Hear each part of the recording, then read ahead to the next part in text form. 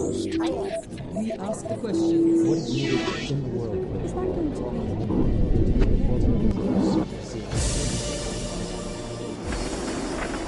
1971.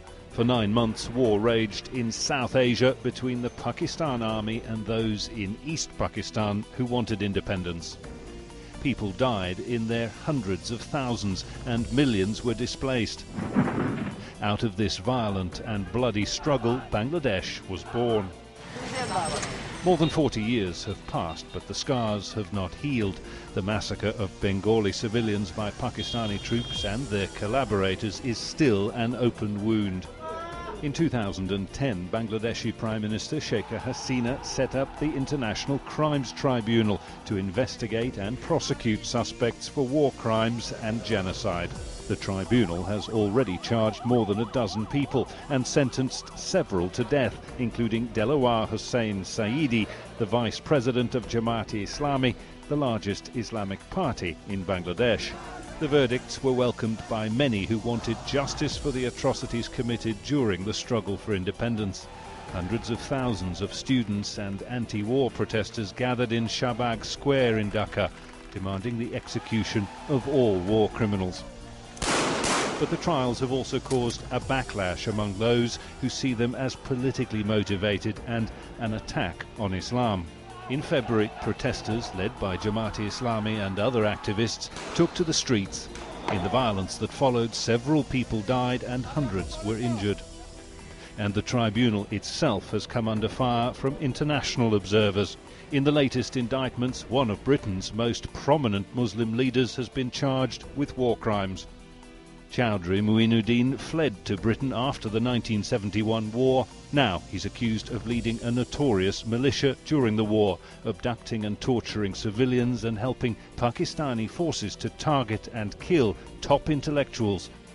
The International Crimes Tribunal in Bangladesh has brought 11 charges against him, and it's set to try him in his absence. He could face the death penalty. Chowdhury Mueen-Uddin has said little about the charges against him until now, when he talks to Al Jazeera. Chowdhury Mueen-Uddin, thank you for joining us on Al Jazeera. You have been charged recently by the War Crimes Tribunal in Bangladesh, and an arrest warrant has been issued for you. You are accused by the tribunal of playing a role in the abduction and killing of 18 people during the 1971 War of Independence against Pakistan. According to Muhammad Abdul Hanan Khan, the tribunal's chief investigator, they have prima facie evidence that you were involved in a series of killings of intellectuals. What, I wonder, do you make of those charges? Well, in 1971, yes, I supported the unity of Pakistan, but supporting the unity of a sovereign nation is one thing, and getting involved in any criminal activities is quite another.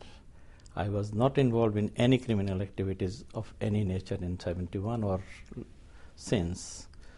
In fact, I was not even a supporter of military action, and I resigned my political posts after the military crackdown. You've said that you are willing to face a fair trial to clear your name. Would you appear before the war crimes trial in Bangladesh? Well, not simply because the tribunal in Bangladesh is a joke. It is a sham trial they are conducting. A lot of people in the international community is quite critical of the process and the standards they are following. And investigation carried out by the Economist Journal clearly identified a number of corruptions as well as collusion between the investigating team, prosecution team, judges and outside activists, which is appalling, as well as interference from the ministers and their attempt to try to influence the course of justice. This is just a kangaroo court. This is not a proper court, and no one will be willing to submit themselves to such a court of law. What contact, if any, have you had from the court itself? Have you been issued, for instance, with a list of the exact charges against Not you? at all. This is surprising, and this is a travesty that although I have never concealed my name or identity, I lived an open and transparent life for the last 40 years in Britain, and I am a member of the community, a respected member of the community, and take part in a number of welfare, charitable and other activities. So I am not hiding myself. Why they are not able to present it to me, I don't understand. In terms of your background, in terms of the time, 1971, the War of Independence in Bangladesh, were you at any time a member of the Al-Badr Brigade? To remind you, this was a group of collaborators during the war that supported the efforts of the Pakistani army against the efforts of Bangladesh to gain its independence. Absolutely not. I was never a part of Al-Badr or any other organization. As I said, I resigned from my political posts after the military crackdown, and I concentrated in my journalistic career since then. I was in my job on duty until the end on up to 15th of December 1979. So there was absolutely, as you are a journalist yourself, you will know that for a staff reporter of a very busy daily newspaper, there is hardly any other time for him to get involved in any other activities. Well, as a reporter, you must have known and covered a good deal of the activities of Al-Badr. What do you know, what do you recall of the activities of the Al-Badr Brigade?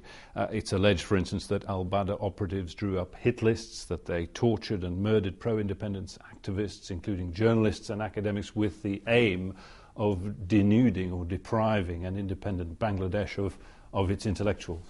Well, I have not reported any such thing, and neither did anyone else, because these activities happened at the very end, on the last 2 days of the before liberation, and there was a number of theories floating who was responsible for this.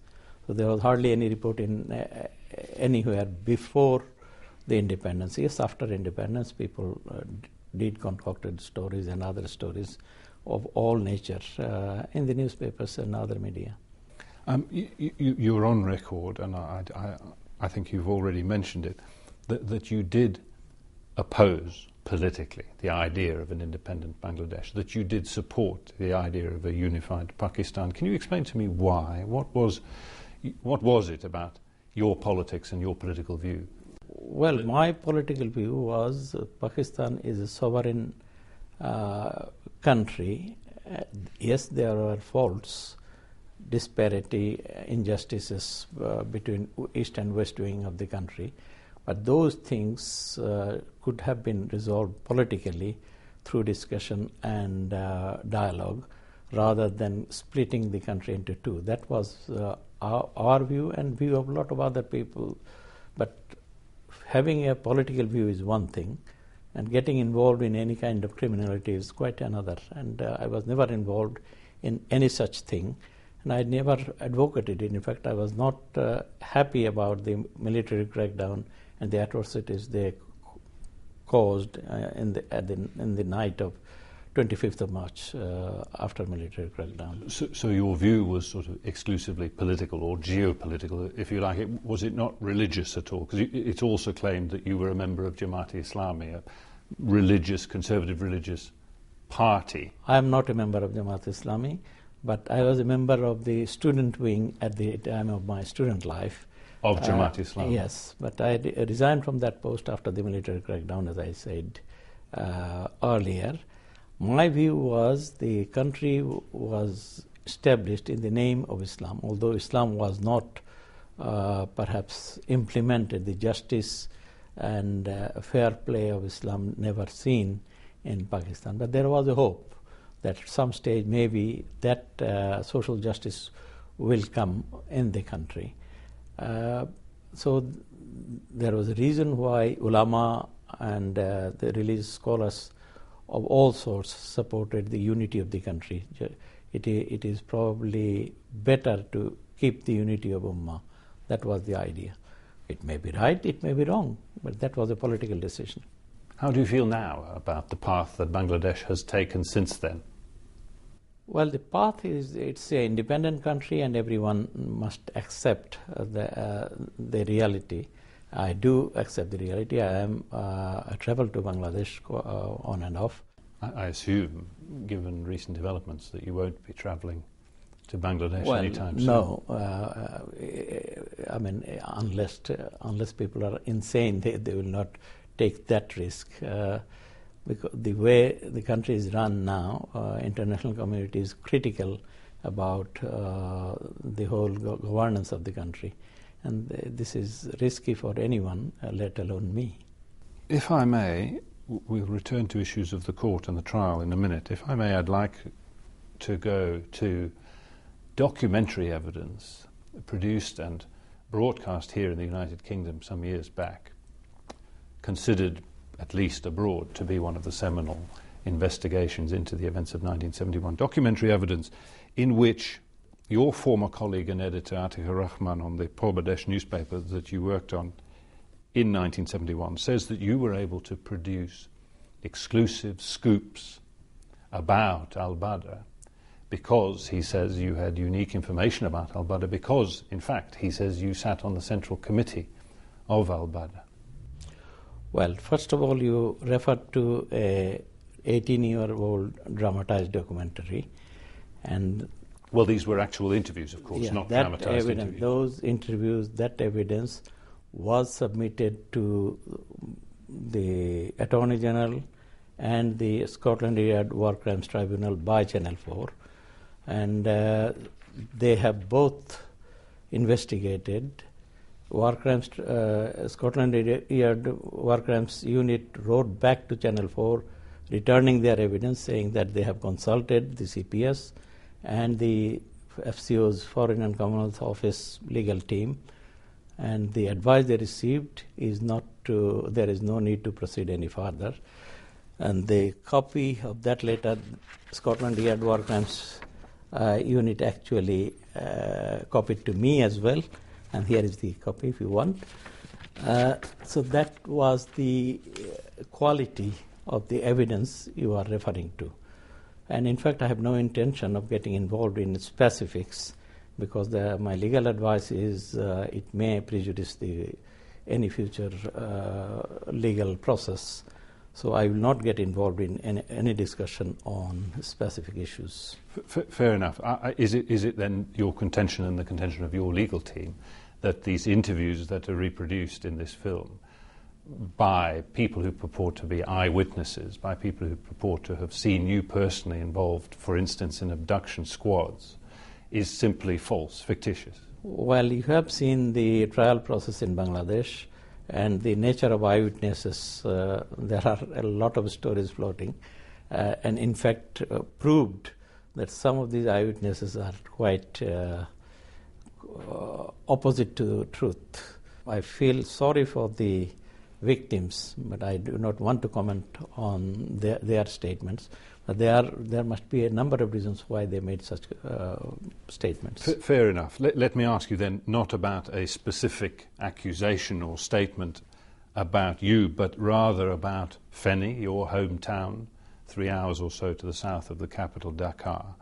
A professor at the college in Feni is quoted talking about the college campus at the time, in those final few days of the war, that had become a death camp run by al-Badr, in which he says